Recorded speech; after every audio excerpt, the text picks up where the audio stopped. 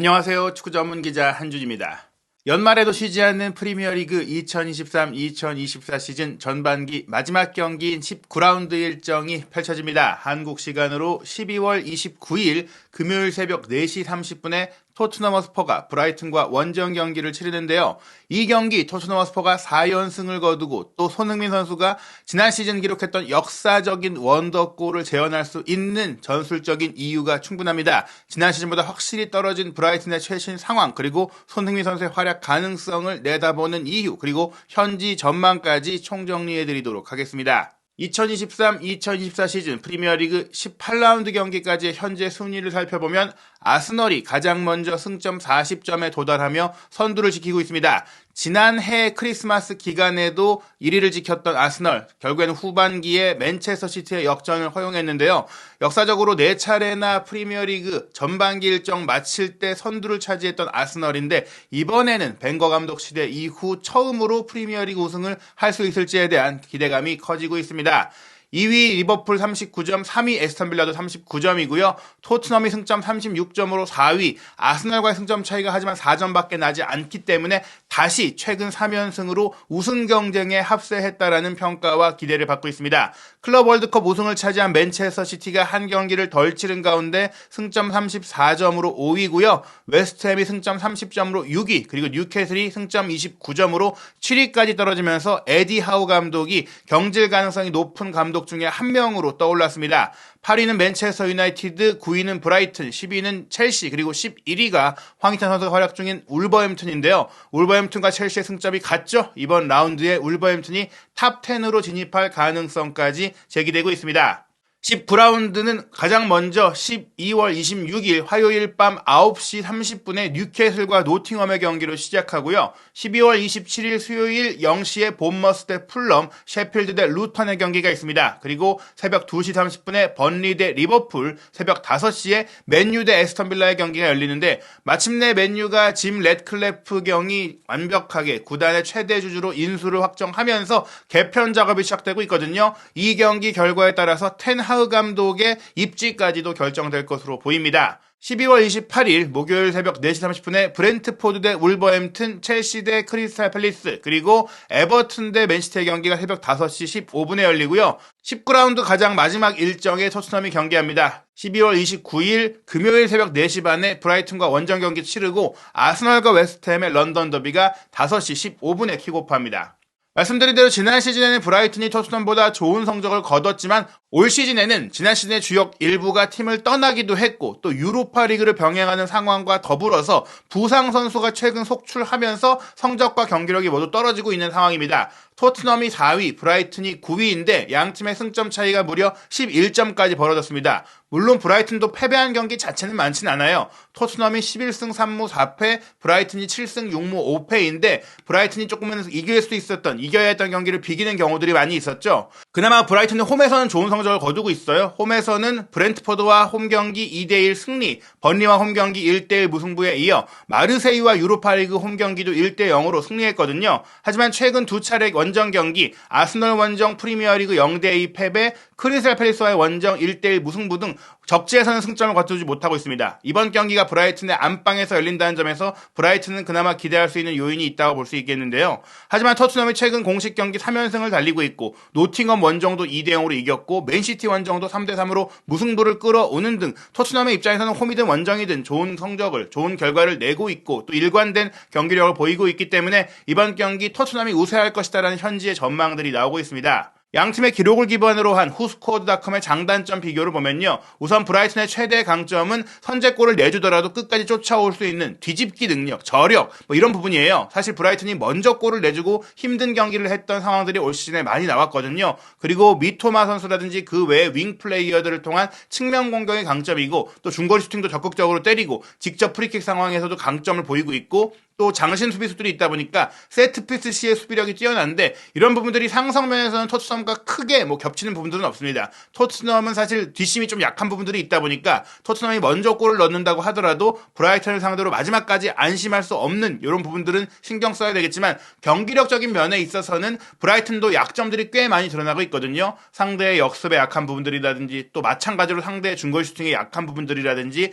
또 개인적인 실수로 실점 위기를 내주는 부분들, 상대의 공격 기회를 막지 못하는 약간 수비적인 불안감들이 나오고 있기 때문에 토트넘 역시 적극적인 슈팅과 또 개인 돌파와 빠른 속공을 통해서 브라이튼의 수비를 흔들 수 있다. 즉 이번 경기는 역시 토트넘도 약점이 결국에는 리드 상태에서 동점골을 내준다든지 상대의 공격 기회를 아예 원천 차단하지 못하는 열린 경기를 한 점이 있다는 점에 있어서는 이 경기도 많은 골이 나오는 화끈한 난타전 양상으로 갈 수 있다고 볼 수 있겠습니다. 최근 브라이튼이 실점한 모습들을 보면은 상대의 고공 공격에 약한 모습들이 많이 보였어요. 지난 크리스탈 팰리스와의 경기에서는 전방 압박에 흔들리면서 골키퍼의 패스 미스를 올리셰가 머리로 차단했고 다시 공을 이어받은 올리셰가 크로스 패스를 올린 이후 바깥쪽에서 들어오던 조르당 아유가 다이빙 헤더 슈팅으로 득점을 했었거든요. 이렇게 선제골을 내줬던 장면이 있었고 아스날과의 경기 같은 경우도 코너킥에서 바깥쪽으로 넘어온 공을 가브리엘 제주스가 거의 무인지경으로 헤더 슈팅으로 밀어넣었습니다. 사실 올 시즌 토트넘이 이렇게 고공 공격이라든지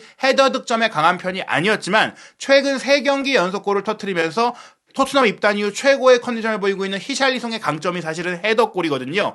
프리미어리그의 역대 많은 공격수들과 비교하더라도 헤더 득점 비율이라든지 헤더 득점 기록 자체가 와퍼드 시절, 에버턴 시절을 포함해서 굉장히 많았던 히샬리송이기 때문에 이번 브라이튼과의 경기는 히샬리송의 고공 공격, 히샬리송의 헤더 득점이 나올 가능성이 충분히 있다라고 볼 수 있겠습니다. 또 아스날과의 경기 같은 경우에는 브라이튼이 먼저 골을 내주고 총공세를 펼치다가 뒷공간이 완전히 열리면서 87분 경기 막판에 결국엔 쐐기골을 허용하는 장면들이 있었는데요. 이때도 중앙 공격수인 은케티아가 중앙에서 공을 몰고 올라갈 때 측면 뒷공간이 완전히 열렸어요. 선수들이 이제 선수 쪽으로만 몰리고 수비로 돌아오는 과정 속에서 대형 조직이 안 되는 가운데 카이 하베르츠가 왼쪽 뒷공간으로 빠져들어가는 타이밍에 정확한 패스가 왔고 하베르츠도 골키퍼와 1대1 상황에서 깔끔하게 슈팅을 밀어 넣으면서 추가골을 넣었었는데 최근에 왼쪽 공격수로 이동한 손흥민 선수가 바로 이런 패턴에서 히샬리송이 가운데에 있든 혹은 손흥민 선수가 후반전에는 히샬리송이 풀타임을 소화하지 못한다면 가운데로 들어가서 이런 패스를 뿌릴 수도 있겠지만 이런 상황에서 토트넘은 중앙 공격수가 중앙에서 공을 뿌려주는 게 아니라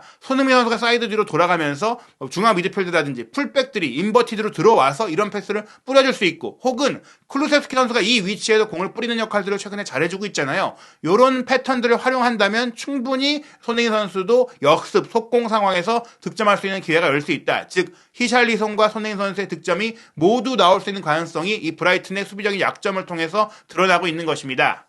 번리와의 경기 같은 경우에도 브라이튼이 원더골을 허용했던 장면을 보시면은 번리의 핵심 윙 플레이어인 오도베르트가 왼쪽 측면에서 브라이튼 수비 2-3명을 혼자 제끼고 오른발 대각선 슈팅을 강하게 때려 넣으면서 선제골을 넣었었는데요. 이런 장면들은 딱 보시면 아시겠지만 손흥민 선수의 전매 특허인 커트인 접어 들어오면서 감차로 득점하는 그런 패턴을 연상시키는데 이런 플레이 분명히 지금 브라이튼이 좌우 주전 풀백 자원들이 모두 부상으로 이탈해 있고 측면 윙어 자원까지도 사이드라인 자원 들이 모두 부상으로 빠진 점들을 생각한다면 경험의 문제라든지 타이밍의 문제라든지 많은 체력적인 요인까지 고려했을 때는 손흥민 선수가 사이드로 왔을 때 가운데로 접고 들어오면서 시도하는 전매 특허 플레이, 전매 특허 원더골이 이번 브라이튼전에 재현될 가능성이 충분히 있다고 볼 수 있겠습니다. 물론 브라이튼의 득점 패턴을 보시면 브라이튼도 고공 공격에 최근에 강한 모습을 보이고 있거든요.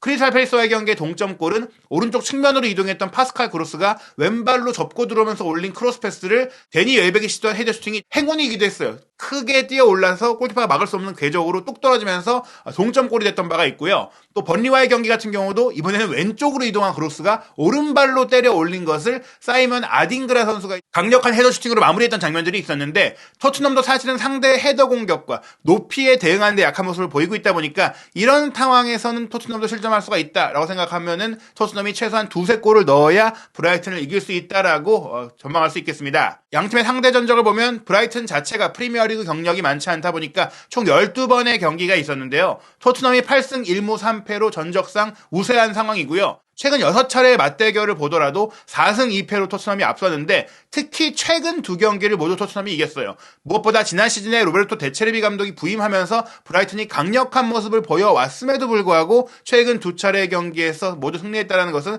토트넘이 그래도 브라이튼을 상대로는 상성상 강한 모습을 보여왔었고, 브라이튼도 무엇보다 라인을 높이고 공격적인 축구를 하고 열린 축구를 하니까 사실은 이전의 토트넘, 올 시즌도 그렇지만은 아예 전면 밀집 수비를 펼치면서 상대가 잘하는 것을 못하는 데 집중하는 팀들을 오히려 토트넘이 공략하는 데 어려움을 겪었다는 것을 보자면, 난타전 향상으로 열린 공방전을 벌인다면 토트넘이 이번 브라이튼전은 충분히 승리할 가능성이 있습니다. 손흥민 선수의 개인적인 브라이튼전 역대 기록을 보시면 프리미어리그 11경기, FA컵 1경기 등 총 12차례의 경기가 있었는데요. 손흥민 선수가 출전한 경기에서 8승 1무 3패로 역시나 토트넘이 크게 전적상 앞서고요. 개인적인 기록도 프리미어리그 11경기에서 2득점 2도움을 기록하면서 영향력을 발휘했었는데, 무엇보다 지난 시즌 손흥민 선수가 개인적으로 몸 상태 문제로 힘들기도 했고 토트넘도 고전했던 지난 시즌의 브라이튼과의 2경기에서 각각 1개씩 결정적인 공격 포인트를 올리면서 브라이튼전 더블, 브라이튼전 2승에 모두 손흥민 선수가 관여했다 라는 점은 올 시즌 지난 시즌보다 훨씬 더 좋은 몸 상태와 좋은 경기력을 보이고 있는 상황들을 감안한다면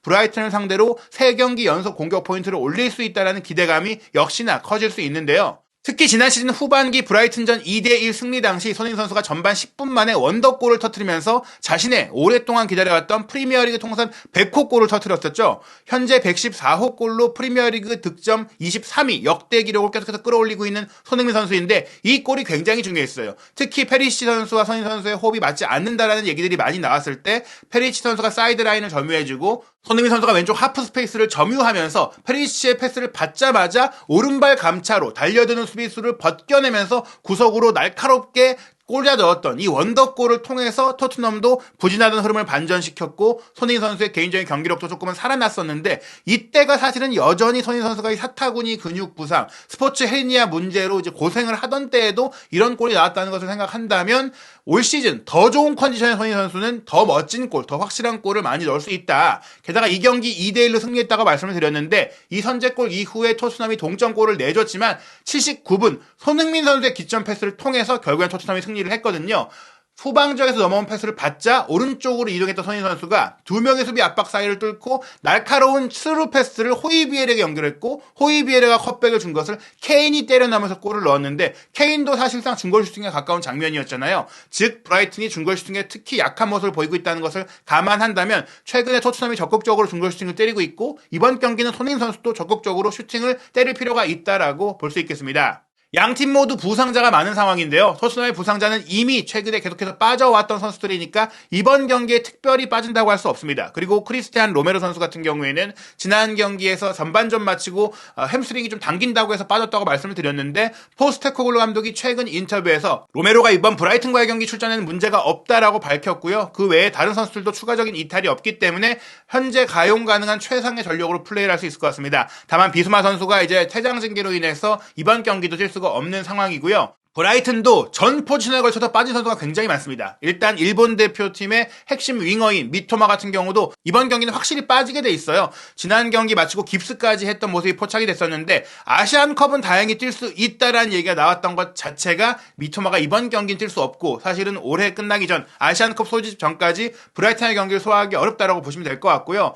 또 바르셀로나에서 임대로 데려왔던 안수 파티도 부상으로 이탈해 있고, 핵심 좌우 윙백인 에스투피냥과 램띠, 이 2명의 사이드의 핵심 선수들이 빠진 데다가 여기에 솔리마치도 램띠 선수보다 주전으로 많이 기용되면서 측면 공격을 본격적으로 주도해왔던 선수인데, 이 선수도 부상으로 빠져있고, 수비라인의 베테랑인 웹스터도 빠져있는 데다가 여기에 이제 펠트만 선수가 항상 브라이튼과 토트넘의 경기가 열리면 손흥민 선수를 전담 마크하면서 풀백과 오른쪽 센터백을 오가면서 거의 손흥민 선수의 대인 방어 전문 선수로 잘해왔거든요. 이 선수까지도 부상으로 빠졌기 때문에 수비적으로나 사이드 풀백이나 공격 윙어나 많은 면에서 이선의 창조성을 담당하는 엔시소까지 부상이니까 결국에는 토트넘이 우도기가 이제 경고 누적 결장 징계를 마치고 돌아오는 전력이 강화된 상태라는 것들을 감안한다면 오히려 토트넘이 조금 더 완전체에 가까운 경기력을 보일 수 있다. 그렇기 때문에 이제 후스쿼드닷컴이 이번 경기 예상 명단을 내놓았는데, 여름에 영입한 주앙 페드로가 최전방 공격수로 뛰고, 어떻게 보면 이제는 지도자로서의 길을 가야 하는 에덤 랄라나가 공격형 미드필드 위치에서 주전으로 뛰어야 되고요.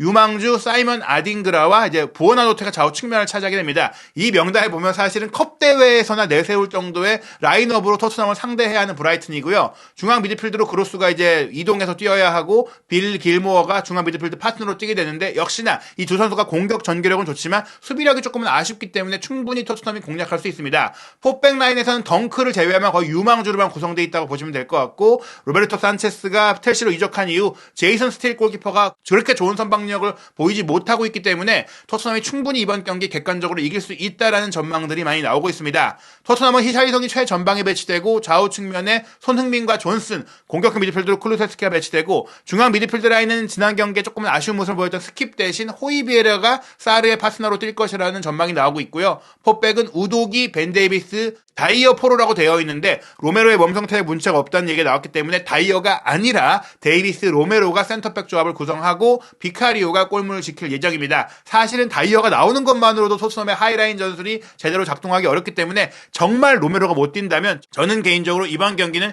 애슐리 필립스라도 쓰는 게 낫다라는 생각이 드는데요. 영국 BBC의 프리미어리그 득점왕 출신 레전드 크리스 서튼의 전망을 보면 토트넘이 브라이튼에 3대2로 승리할 것이다라고 분석했습니다. 첫 번째로 드는 생각은 우리가 이 경기에서 몇 골을 볼 것이다. 썸 골이 나올 것이다. 즉 양팀 모두 득점하는 많은 골이 나오는 경기가 될 것이다라고 봤는데요.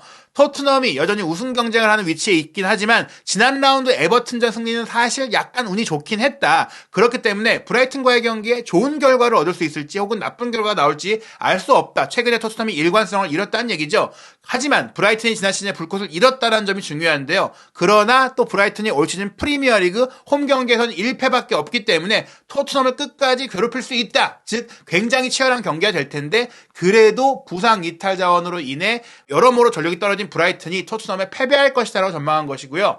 영국의 현지 팬들의 승부 예측 전망도 토트넘 승리가 무려 42%, 무승부 30%로 브라이튼이 홈팀이지만 승리 가능성이 거의 없다라고 내다보고 있습니다. 다만 브라이튼의 좋은 홈 성적과 최근에 토트넘의 불안정한 경기력 때문인지 스포츠 베팅 업체 같은 경우에는 홈팀인 브라이튼의 배당률이 조금 더 승리에 근접하다라고 내다봤는데요. 브라이튼 승리가 2.50배 평균적으로 나오고 있고 무승부 3.86배, 토트넘 승리가 2.57배입니다. 결국엔 토트넘이 이 브라이튼과의 경기를 이기기 위해선 손흥민 선수의 활약과 손흥민 선수의 원더골, 손흥민 선수의 결정력이 구현되어야 한다라고 볼 수 있겠는데요. 과연 손흥민 선수 대표팀으로 가기 전 토트넘의 캡틴으로서 마지막 순간까지 팀의 승리를 이끌고 4연승으로 토트넘이 계속해서 우승 경쟁팀으로 남아있을 수 있는 희망을 만들어줄 수 있을지 한준TV와 함께 연말까지 이어지는 프리미어리그의 모든 소식 확인하시기 바랍니다.